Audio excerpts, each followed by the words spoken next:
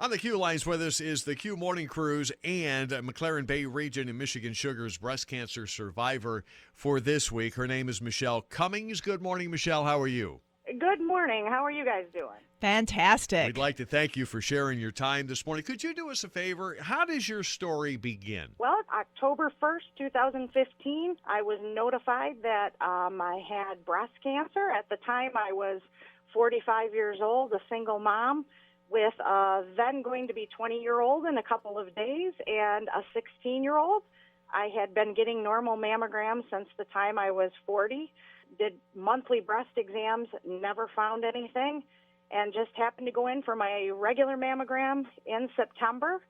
Was asked to do a couple extra films, which I thought was a little bit odd.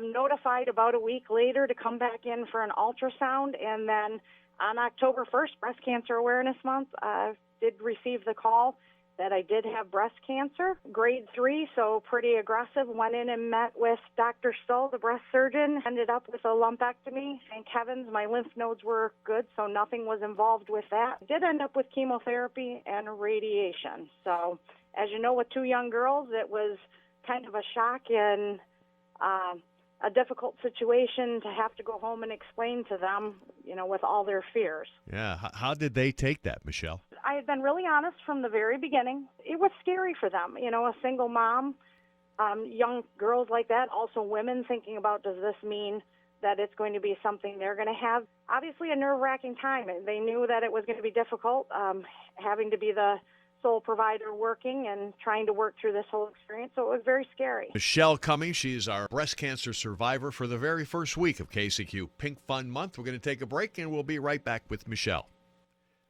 Back on the Q lines with Michelle Cummings. She is our McLaren Bay Region Michigan Sugar Breast Cancer Survivor of the Week. A common theme in a lot of women who have breast cancer in their story is they don't feel any different going in for their exam. They think they're pretty healthy. I didn't notice anything. I was really good at doing monthly exams. I didn't have any other health issues. I've never had diabetes, heart trouble, any type of high blood pressure, nothing. And as you said, if you had skipped this? Yeah, skipping it is not a good idea.